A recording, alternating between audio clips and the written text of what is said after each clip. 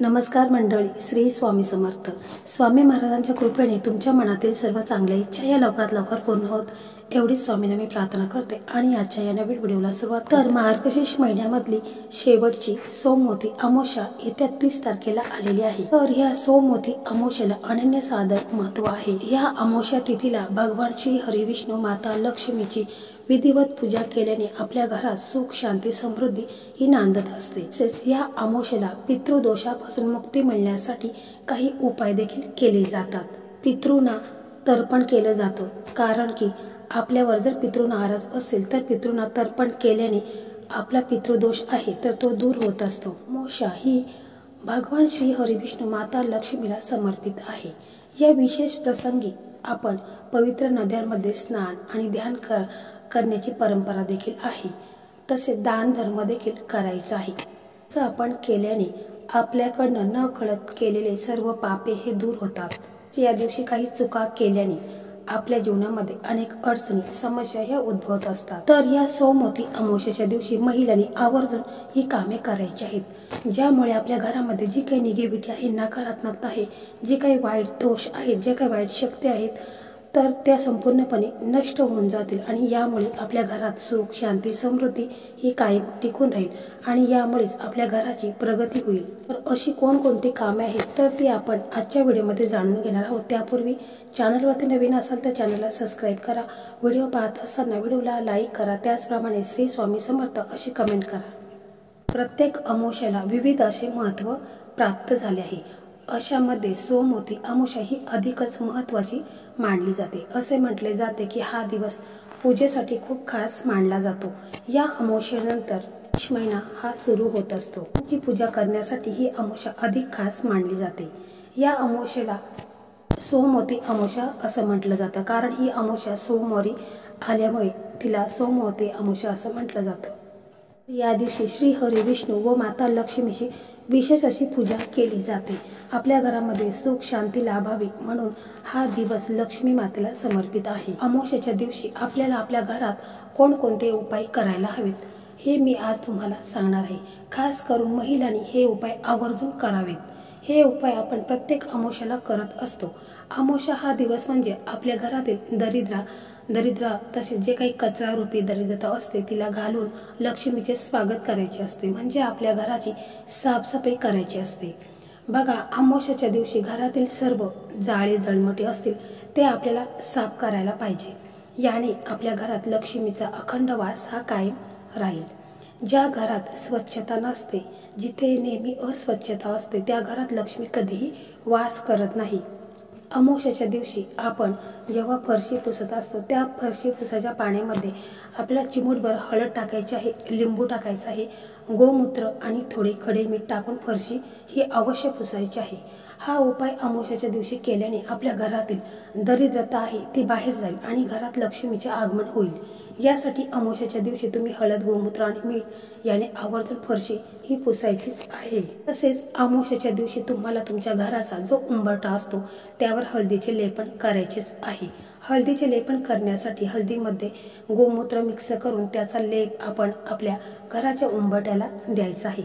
दर अमावस्येला पौर्णिमेला आपल्या घराच्या उंबरठ्यावरती हळदीचे लेपन हे अवश्यच करायचं आहे, कारण यामुळे आपल्या घरातील दारिद्र्यता कायमची घरातून निघून जाते आणि लक्ष्मीचा अखंड वास कायम राहत असतो. हा उपाय तुम्ही जर अमावस्येला नक्कीच करून बघा. पौर्णिमेला देखील करू शकता. तर तुम्हाला छान असा अनुभव नक्कीच येईल. तसेच पहा, अमावस्येच्या दिवशी आपण आपला देवघर आहे तर तो पहिल्यांदा स्वच्छ करायचा आहे. आपल्या देव आहेत, देवघरामध्ये जे देव आहेत तर त्यांना देखील आपल्याला स्वच्छ करायचं आहे. म्हणजे आपल्याला पितांबरी न वापरता पंचामृत घ्यायचं आहे आणि अर्धा लिंबू कापून घ्यायचा आहे आणि त्याच्या साह्याने आपल्याला देव हे स्वच्छ करायचे आहेत. कोणतेही पावडर आपल्याला वापरायची नाही. आपल्या देवांचे जे वस्त्र असतात तेही आपण अमावस्येच्या दिवशी आपल्याला स्वच्छ करायचे आहेत. याने आपल्या घरातील दारिद्र्यता कायमची निघून जाईल, घरात लक्ष्मीचे आगमन होईल. तसेच अमावस्या हा दिवस प्रामुख्याने लक्ष्मीची पूजा करण्याचा दिवस आहे. कारण बघा, आपण दिवाळीतील लक्ष्मीपूजन हे देखील अमावस्येलाच करत असतो. त्यामुळे अमावस्या हा दिवस लक्ष्मी प्राप्तीसाठी महत्त्वाचा मानला जातो आणि या दिवशी आपण काही उपाय, काही सेवा देखील करत असतो. आपल्या घरातील जो काही कचरा आहे, जी काही निगेटिव्हिटी आहे, नकारात्मकता आहे, तर ते देखील आपल्याला बाहेर काढायचं आहे. तसेच आपला स्वयंपाकघर आहे, त्या स्वयंपाकघरामध्ये आपल्या तुटलेली भांडी असतील किंवा चिरा पडलेल्या काही भांडी असतील तर तीही आपल्याला अमावस्येच्या दिवशी बाहेर काढायची आहेत. कधीही तुटलेली चिरा गेलेली भांडी आपण आपल्या घरामध्ये ठेवायची नाहीत, त्यामुळे आपल्या घरात दारिद्र्यता येते. पण ही जर भांडी तुम्हाला घराच्या बाहेर काढायची असेल तर ती अमावस्येच्या दिवशी तुम्ही नक्की तुमच्या घराच्या बाहेर काढून फेकून द्या. याने सुद्धा तुमच्या घरातील दारिद्र्यता, गरिबी दूर होईल. घरामध्ये जे काही आजाररोग आहेत ते देखील दूर होतील. तुमच्या घरातील जर फाटलेले कपडे असतील किंवा जुने कपडे असतील जे तुम्ही वापरत नाही तर ते सुद्धा तुम्ही अमावस्येच्या दिवशी कपडे हे कोणाला दान करू शकता किंवा फाटलेले कपडे असतील तर ते कचरा पेटीमध्ये टाकून द्यायचे आहेत. अमावस्येच्या दिवशी आपल्या घरात ज्या गोष्टी नको आहेत त्या तुम्ही घराच्या बाहेर फेकून द्या. यामुळे आपल्या घरात लक्ष्मीचं स्वागत होईल. आपल्या घरातील जी नकारात्मकता आहे ती या गोष्टींबरोबर आपल्या घराच्या बाहेर जाईल आणि घरात लक्ष्मीचे आगमन होईल. ज्या घरात स्वच्छता असते त्या घरात लक्ष्मीचा अखंड वास कायम असतो. ज्या घरात भांडणे होतात, कटकटी होत असतात तर यामुळे देखील लक्ष्मी माता आपल्या घरामध्ये स्थिर राहत नाही.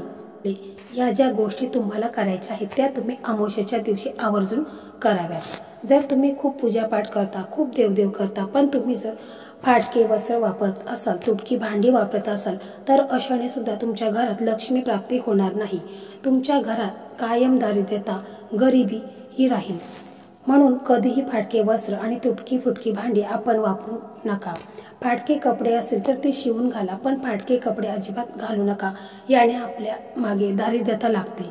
तसेच बघा, अमावस्येच्या दिवशी तुम्हाला तुमच्या घरात ज्या काही गाड्या असतील तुमच्याकडे तर जी काही वाहनं असतील त्याची तुम्हाला पूजा ही आवर्जून करायची आहे. जे या दिवशी तुम्हाला तुमच्या ज्या गाड्या आहेत तर त्या देखील स्वच्छ धुवून काढायच्या आहेत. म्हणजे पाण्यामध्ये थोडंसं तुम्हाला गोमूत्र घ्यायचं आहे, चिमूटभर हळद घ्यायची आहे, थोडंसं खडा मीठ घ्यायचं आहे आणि या पाण्याने तुम्हाला गाड्या स्वच्छ धुवून घ्यायच्या आहेत. आणि त्याच्यानंतर तुम्हाला आपल्या गाड्यांच्या वरून एक नारळ आहे तर तो उतरून घ्यायचा आहे. म्हणजे त्या अगोदर गाडी आपल्याला चालू ठेवायची आहे आणि आपण 7 वेळा श्री स्वामी समर्थ असं म्हणायचं आहे आणि 7 वेळा तो नारळ गाडीच्या वरून त्याचा उतारा करायचा आहे आणि तो नारळ आहे तर तो तुम्हाला वाहत्या पाण्यात प्रवाहित करायचा आहे. यामुळे आपल्या गाड्यांवरती कधी संकटे म्हणजे जसं की ॲक्सिडेंट होण्याचा धोका हा राहत नाही. आणि मग याच्यानंतर गाड्यांची आपल्या पूजा करायची आहे. प्रत्येक गाडीसाठी तुम्हाला वेगवेगळा नारळ घ्यायचा आहे. म्हणजे एका गाडीसाठी एक नारळ असा सेपरेट नारळ तुम्हाला घ्यायचा आहे. घरात नेहमी कटकटी होत असेल, भांडणं होत असतील तर तुम्हाला अमावस्येच्या दिवशी हा उपाय आवर्जून करायचा आहे. म्हणजे तुम्हाला एक नारळ पाण्याने भरलेला घ्यायचा आहे आणि तो नारळ आपल्या घराच्या मुख्य दरवाजावरून 11 वेळा उतरून घ्यायचा आहे आणि श्री स्वामी समर्थ, श्री स्वामी समर्थ या मंत्राचा जप करायचा आहे. आणि आपल्या घरावरून हा नारळ आहे तर तो उतरवायचा आहे आणि फोडायचा आहे. नंतर तो नारळ आपल्याला वाहत्या पाण्यात सोडून द्यायचा आहे किंवा तुमची डस्टबिन असेल तर तिच्यामध्ये टाकला तरी देखील चालेल. तुमच्या दुकानात किंवा तुमचा व्यवसाय तुम्ही करत असाल तर त्या ठिकाणी सुद्धा हा उपाय तुम्ही करू शकता. याने सुद्धा तुमच्या घरात बरकत येईल किंवा तुमच्या घराला कुणाची नजरबाधा झाली असेल तर ती सुद्धा या उपायाने तुम्हाला खूप असा फरक जाणवेल. हा उपाय दर अमावस्येला केला तरी चालेल. या उपायाने घरामध्ये बरकत येते. घरातील जी काही नकारात्मकता असते, जी काही वाईट दोष आहे ते घराच्या बाहेर जाते आणि यामुळे आपल्या घरात सकारात्मक वातावरण हे निर्माण होते. तसेच घरामध्ये लक्ष्मी मातेचा अखंड वास कायम राहतो. तसेच तुम्हाला तुमच्या घरात जर नकारात्मकता जाणवत असेल, जास्त प्रमाणात खूपच जास्त निगेटिव्हिटी वातावरण होत असेल, कोणतेही काम करताना तुम्हाला कंटाळा येत असेल, उत्साह वाटत नसेल, मन सारखे अस्वस्थ होत असेल किंवा घरात छोट्या छोट्या गोष्टींमधून कटकटे भांडणं होत असतील, आनंदी वातावरण राहत नसेल तर अमावस्येच्या दिवशी हा उपाय तुम्ही नक्की करून बघा. आपल्याकडे जी पिवळी मोहरी असते ती मोहरी तुम्हाला कुठेतरी कोणत्याही दुकानात मिळून जाईल.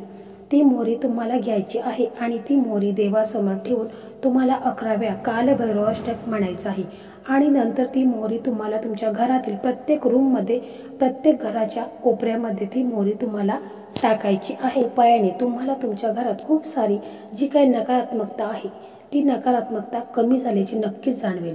दर अमावस्येला हा उपाय देखील तुम्ही आवर्जून करून बघा. तुम्हाला तुमच्या घरात खूपच प्रसन्नता वाटेल. यामुळे तुमच्या घरातील जी काही नकारात्मकता आहे, जी दारिद्र्यता आहे, ती घरामधून निघून जाईल आणि घरामध्ये अखंड लक्ष्मीचा वास कायम राहील. घरातील जी काही भांडणं कटकटी होत असेल तर ती कमी होतील. घरामध्ये आनंदाचे वातावरण हे निर्माण होईल. तसेच अमावस्येच्या दिवशी तुम्ही तुमच्या घराच्या चारही बाजूला दहीभात सुद्धा टाकायचा आहे.